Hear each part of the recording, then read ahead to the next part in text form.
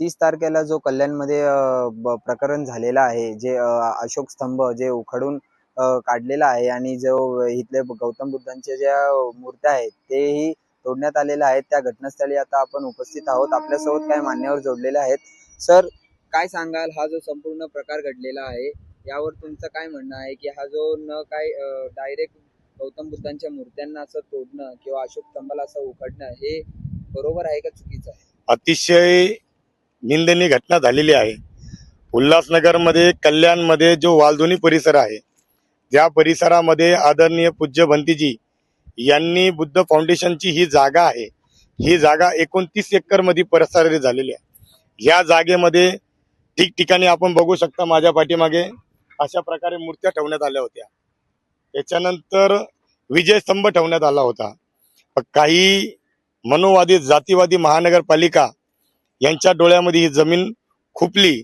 माझ्या पाठीमागे आपण बघू शकता, ह्या ब्रिजचं काम चालू आहे. या ब्रिजचं काम चालू असताना ही जागा समाजाची आहे, बौद्ध समाजाची आहे. ही जागा कशी हडपायची म्हणून या ठिकाणी हा ब्रिज काढण्यात आला. हा ब्रिज टोटल 4 एकराच्या परिसरामध्ये आहे. आम्ही शासनाला मोबदला मागत नाही.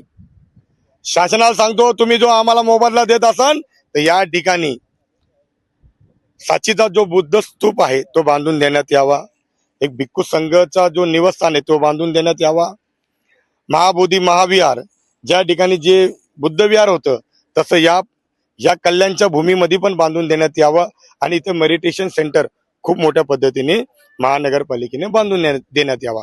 पण आमच्या मागण्या काही मान्य करत नाही हे जातीवादी प्रशासन. इथला जो खासदार आहे डॉक्टर श्रीकांत शिंदे यांच्या नातेवाईकाला हे ब्रिजचं काम दिलेलं आहे आणि जाणून बुजून खासदार असल्यामुळे, प्रशासन त्यांच्या ताब्यात असल्यामुळे प्रशासनाने आमच्यावर झालेला हा हल्ले आहे. अरे आमच्या भिक्खू संघाचा चिवर काढला यांनी. जाणून बुजून आमच्या भिक्खू संघ भगवंताच्या मूर्त्या अडवायला लागले तर त्यांच्यावर पोलीस प्रशासनाने गन ताणण्यात आलेले आहे. आम्ही आमच्या समाजाच्या हितासाठी, कल्याणासाठी, लोक कल्याणासाठी जगणारे माणसं आहोत. आम्ही अहिंसावादी नाही, आम्ही अहिंसावादी माणसं आहोत. पण आमच्या भिक्खूवर अशा प्रकारे प्राणघातक हल्ला करत असून हे प्रशासन, या प्रशासनाला मी जाहीर इशारा देतो, येणाऱ्या काळामध्ये आम्ही मोठ्या संख्येने रस्त्यावर उतरू आणि जो प्रशासनामध्ये बसलेला आहे त्याच्यावर तो गुन्हे दाखल करू. पण खासदाराला पण मी सांगतो, तुम्ही याच्यानंतर खासदार होऊ देणार नाही. समाजाला आवाहन करतो, ज्याला आपण निवडून दिलं, ज्याला आपण आपले मतं दिले तोच आपल्या जमिनीवर डोळे ठेवतो. या सरकारचं, या आमदाराचं, या खासदाराचं, या मंत्र्यांचं मी जाहीर निषेध करतो. जय भीम. आणि समाजाला नम्र विनंती करतोय की आपण बुद्धभूमीमध्ये 5 तारखेला संध्याकाळी 6 वाजता संपूर्ण आंबेडकर समाज आला पाहिजे, मीटिंग ठेवण्यात आलेली आहे. जय भीम.